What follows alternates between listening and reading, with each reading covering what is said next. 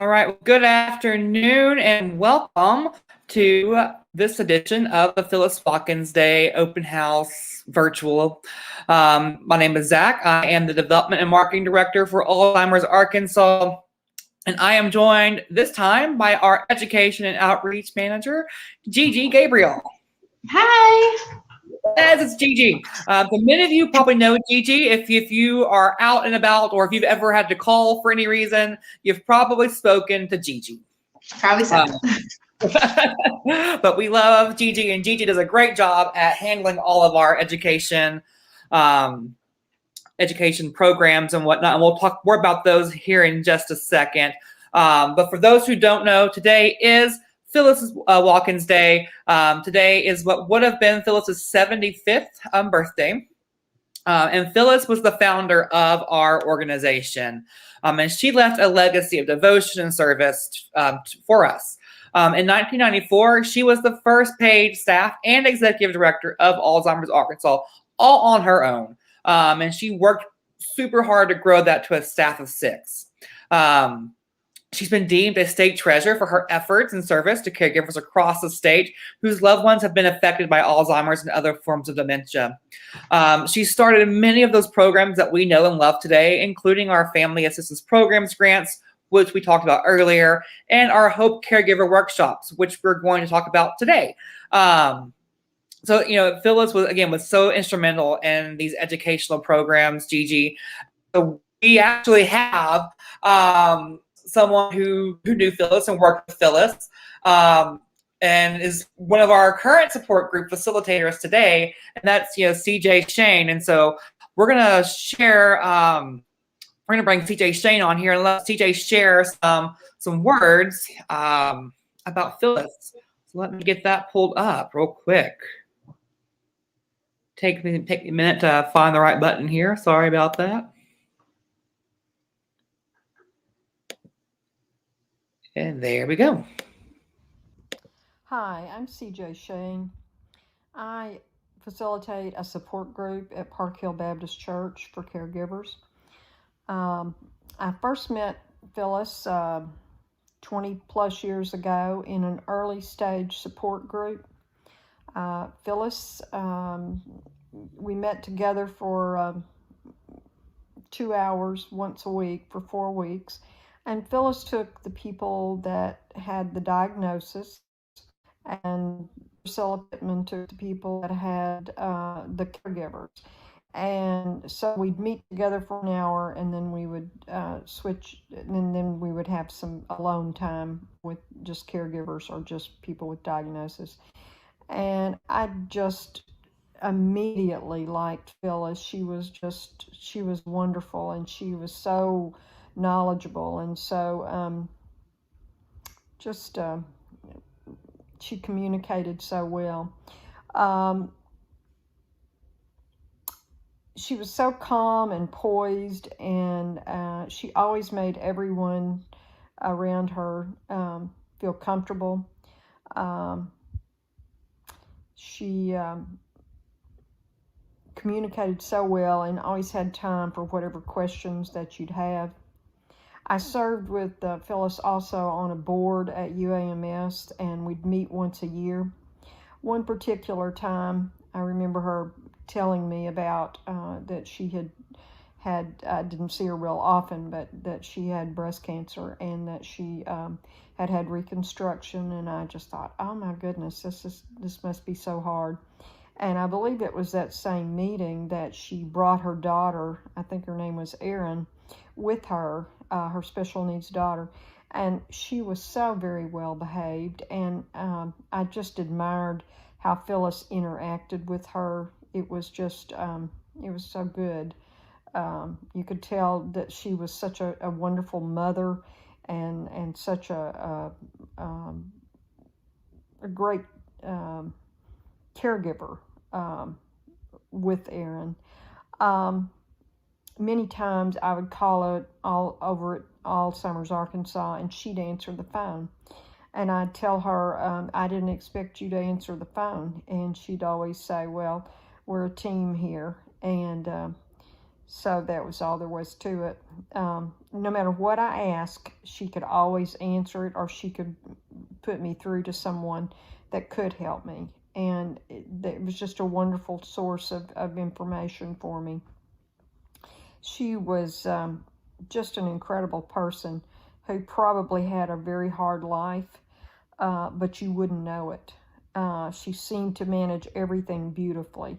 She made it all work, and I, along with hundreds of others, miss her terribly.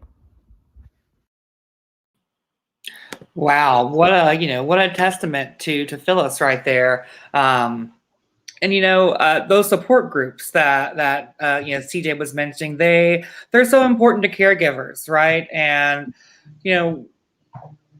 why do caregivers seek out support groups? Gigi, tell us more about the role that support groups play for caregivers.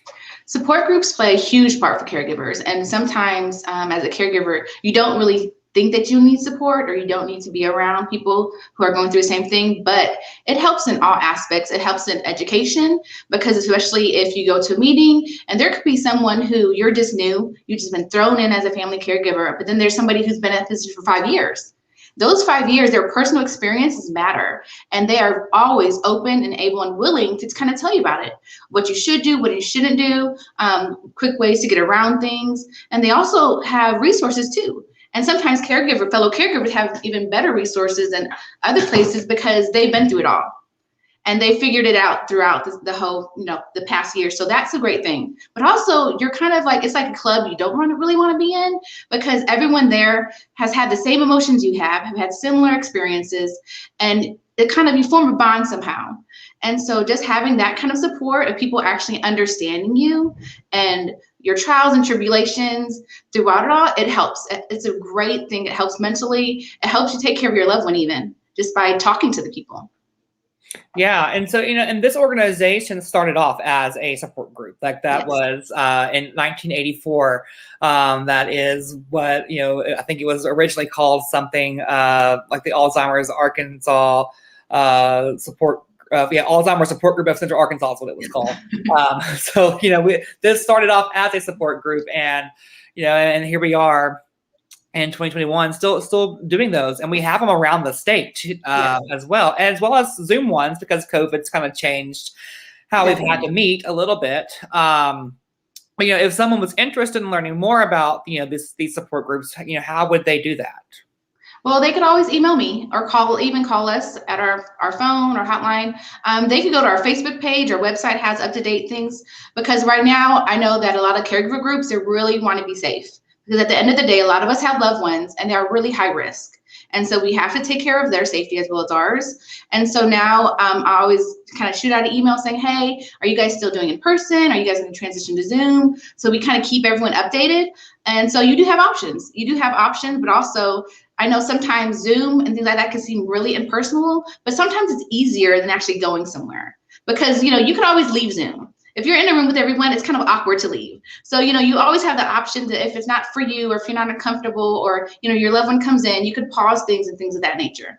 And I think sometimes people who are caregivers don't think about that aspect. So it really is easy. You don't have to leave your house, but at the same time, in-person caregiving groups are really important as well, because sometimes that's the only time you can see someone, you could hug someone, you could cry with someone. And caregivers really need those emotional outlets. They need those bonding experiences as well. So it's kind of twofold, but you really just have to find what's good for you, but just find something, Yeah, and we have those, and they're available on the website. Yes. Yeah, and again, we're talking about the impact that Phyllis had on the organization, and the impact that your donation has on the organization. And when you donate, just even $10, that's helping provide materials and trainings for our support group facilitators. Because every support group facilitator has to go through a training process with us. And I know you, Gigi and Carolyn, y'all are the ones who kind of lead those trainings and make that happen. And your donation is helping train these next generation of support group facilitators. Prior to COVID, I think we had like 50 support groups around the state, and we're hoping to get back to that again. And that's where you come in, right? Your donations help us reach those people that we need to reach in order to revive these support groups. And speaking of, just impacts and things, that wasn't the only program that Phyllis was so instrumental in creating. There was also the Hope Caregiver Workshops, which have been around since 2002. This was the first time we had, so almost 20 years on those as well. We talked earlier about the family assistance programs grants being nearly 20 years old now. But the Hope is almost there as well. And that's our annual educational workshop that helps give caregivers the tools that they need. Gigi, what types of workshops would someone see at one of these Hopes? There's so many different kinds, whether it's even just somebody kind of demonstrating the proper way to kind of lift your loved one, if they need to get in a shower, things of that nature, just basic daily things that you do. And it's not going to be something to where you'll feel uncomfortable doing. It's something that everyone can do, and it's very simplified. And so I think as a caregiver myself, sometimes those workshops, you're kind of intimidated because you may think that it's for professionals, it's going to be too much, they're not going to teach you what you need to know. Really, that would include like something you could do in your home. But they go all the way from just kind of like asset protection, how to take care of your loved one in that aspect. Also just have music therapy and things of that nature, proper different ways how to have your loved one eat. Okay, well, maybe you should put it on a portion plate. Maybe this is a different way. Maybe you should just put one thing in front of them at a time instead of the whole meal. It just helps in those little, those minor things that we don't think is huge, but it definitely does take a lot of time for caregivers. You get those kind of hints and tricks, but you also get to talk to other caregivers there. So that's always a good thing. I'm always about to keep talking, because you never know what you're going to learn. And so not only do you learn from us and our professionals, you also have the opportunity to learn from other caregivers in your situation, especially fellow ones in Arkansas too, because they may know resources. You'll get great resources and even good friends. So that's always the Hope Workshop. It has a lot of value in it for caregivers especially. Yeah, and I think one of the great things about it is that we don't charge caregivers to attend, right? It is completely free. In fact, we even offer some mini respite grants to help caregivers attend, these workshops. And we're only able to do that, again, because of the generosity of our donors.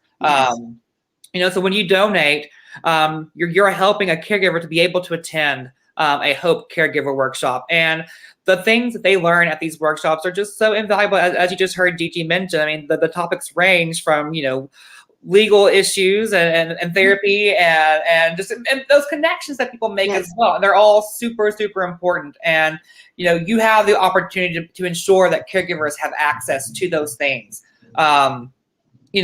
Gigi, what would you say is, the impact that you see on caregivers after they attend these? Is it empowering for caregivers to attend these workshops? It is. They feel like they could actually do it. They feel like they could move forward, that they have the tools to move forward with the progression of their loved one, because they know what's happening. They don't quite know what's going to happen, but they feel confident in their ability to do so. But they also feel confident because they know they have people having their backs. They know that, okay, well, we could call Alzheimer's Arkansas if we need respite care. We know they have information and to give us, contacts. Oh, we met this person who's a lawyer at this workshop. So now I have their information so I could contact them in case I have more questions. So not only do they have us kind of reassuring them, they also meet all these great professionals who are always willing to help them in every stage of, of this disease. And so that's always valuable, because sometimes you don't want to keep going to one person, keep you flow. I don't want to bother them. So when you already have the direct contact with whoever you're looking for, that's always great. And it's just a whole nother thing off your shoulders. I think that's it. It's one less thing the caregiver needs to worry about. Well, I think that's so important. Amanda and I talked about this a little bit earlier. When caregivers, when they first become caregivers, they often don't know what's even available for them, right? Exactly. And it's so important to have the lunch and learns, the Hope Caregiver Workshop, the support groups, so people can come and find those resources and not feel so overwhelmed. I've seen several people. I've seen you help several people. When they first become, they've called and they're frantic and they don't know what to do or where to turn. And then after a few weeks of working with us, that they're on track and they have a better grip and handle on things. Yeah. And I think, that's invaluable right there, right? Like you can't I think we give them a moment to breathe. We give them a moment where they actually feel that they are able to do this. Because I think so long, for even when you're just kind of really in that pit of it all, caregiving, and you're overwhelmed, you don't feel that. You feel hopeless and you feel helpless because you feel like no one is there for you. No one understands. No one's going through this at all. Just like, yours, my situation's different. My situation's different. So no one will understand it. And I think once you even find a community, whether it's a caregiver support group, whether it's just people who kind of understand the same disease, but even then, a caregiver is a caregiver. Because at the end of the day, whether it's dementia, whether it's Parkinson's, no matter what it is, you all feel hopeless at one time and you all feel like you need help.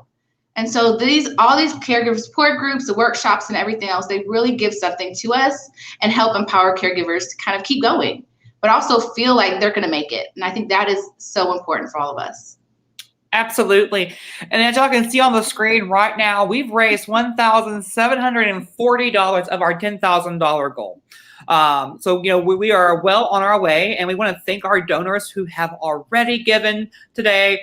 Again, you are helping caregivers in the state of Arkansas. When you donate, that money stays here in our state, and it helps real people. And again, it could be your neighbor, and it's helping them get those grants. It's helping them get access to those educational workshops.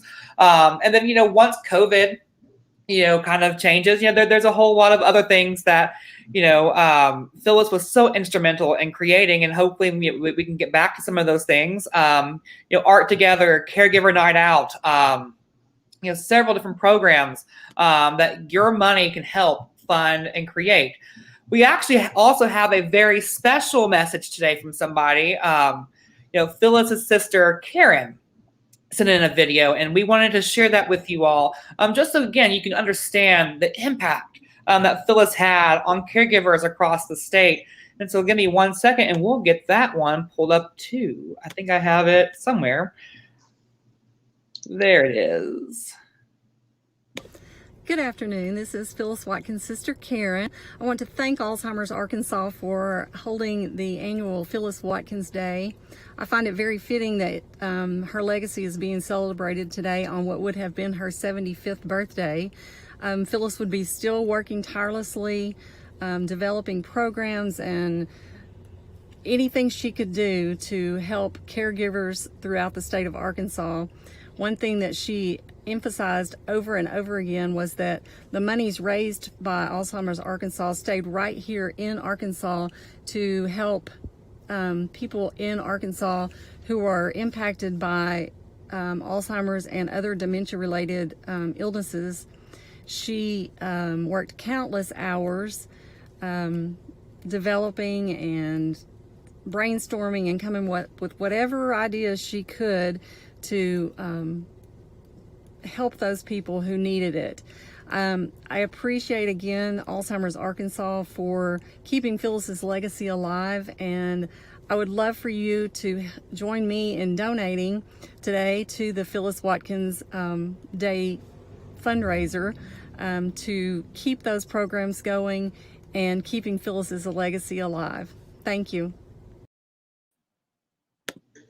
I mean, wow. What a great tribute, to her sister there, who, again, we would not have these programs had it not been for Phyllis. She was just so passionate and so dedicated.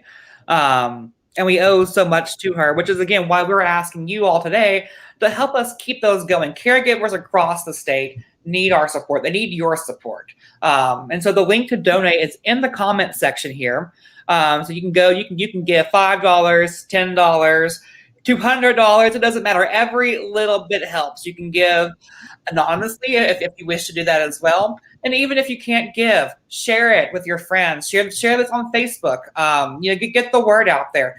And you never know, someone actually might be needing us as well. So even if they can't give, maybe they didn't know that Alzheimer's Arkansas existed, right? So the more you share this, the more reach that we're going to have, and the more impact that we can create for caregivers across our state. I'm not to put you too much on the spot here, Gigi, but but before you worked for us, you actually had used our services, yes? Yes, I have. Actually, the first place when my mother was diagnosed 10 years ago with younger onset, the first place I came was here, and I talked to Priscilla. And I will always remember like how her office looked, because it was like really dark and there's books all over the place. That's like the main thing I remember. And I had small children as well, and so she gave me a book for them, and I never returned it because I still have it at home. So I must bring it back then, I guess. So I still have that book, and it was amazing. She sat there with me for a very long time and gave me every step-by-step of what I need to do. And I cried, and she comforted me. It was just, she helped me so much. And she really gave me the strength to really think that I could do this, especially in my position. I was 28 at the time. And I had no idea what I was in for. And I didn't even know that it existed. I think I just Googled it, and I was like, oh, I guess I'll go here. I had no other option. And I went there, and she was so nice, and she just helped me. And it just made me feel like I'm going to get through this. It was just, and then I knew that she was always there if I ever needed it. And I think just that, knowing that someone has your back, and I always emphasize that, knowing that someone is there for you and that you really will never fall on your own. That someone is always there to help you out no matter what. And you always have someone to come to ask these questions. Even if you don't want to ask the questions or they make you uncomfortable, you got to ask the questions. And so that's why I love my caregivers. I will talk to them all day, every day. We even have a 24-hour caregiver support line. So you guys can call us anytime you want. And there's never nothing's too little. Even if you're just like, I just need a break, and you just want to talk, we will always be there to listen no matter what, because that is what we do. We care for the caregiver, and it doesn't mean we're going to care for them on 9 to 5. We care for them the whole entire time because they are going through something every minute of the day, and we just don't know, what's going on. So just stress and emergencies and problems are not on a 9 to 5 schedule, right? Exactly. If anything, they keep really odd hours. Yes. So it's so important. And that's why, again, you can call us day or night and someone will be able to help you. Because I know for me, while I was taking care of my mother during the day, I was up at night taking care of everything else. So for some caregivers, that's their life. They adjust their life to their schedule, to their loved one's schedule. So so if they're available at 2 o'clock and their loved one's asleep and they know they have some quiet time, I'm going to call the hotline because I know I can say anything that I want, no matter how angry I am, however mad I am, however I feel at that moment, and my loved one is safe. They're not going to hear it because I want to protect them. But it's a safe space because it's between you and whoever you talk to. And everyone needs someone. Everyone needs someone, especially when it comes to these hard moments. You don't want to wait till it's too far gone. And again, such an invaluable resource for caregivers. And again, when you give, your money is helping us to be able to keep that hotline open. Yes. So again, every little bit, let's just pull up, again, we're at $1,740 of our $10,000 goal. So we really need your help to get to that $10,000 goal. So again, share this out with your friends, share it on your social media page. And if you're able to, give $5 or $10. As we said earlier, $350 funds one caregiver support grant. So that's the equivalent of $30 a month if you're so inclined to. Again, monthly donations are super important because they provide a consistent revenue stream. They reduce the overhead that we have to spend to acquire donations. So they're really important. But again, any amount helps. And we have until the end of the day. But honestly, if you can't give today, give tomorrow or Sunday or Monday, and it doesn't matter. We do appreciate your support. And Gigi, is there anything else that you want to add about our education programs and the impact they have on caregivers? I think most of all, they empower you. And it's so important to, even if it's something, if you hear we do Let's Talk, we have Coffee with Carol and Gigi, we do the Lunch and Learns in Conway and in Little Rock. Even if it's a topic you don't think you need right now, you're probably going to need it sooner or later. So go ahead and go to it if you can. You can even use our respite grants to go for it. You'll be able to hire a caregiver to stay with your loved one. Come to the Lunch and learn about something, because you never know when you're going to need that resource. You're never going to know who you're going to meet there who's on the same journey as you. And so definitely always, seek support, call caregiver hotline, and just talk to people. Just tell them your story and talk to whoever wants to listen, because it will help you in the long run. It really helps us knowing you're not alone. Absolutely, absolutely. Well, we will be back again around 4 for our final live of the day. So we hope to see y'all again around that time. But in the meantime, share the link out. It's in the comment section. Go donate. And again, we appreciate your support. Thank you.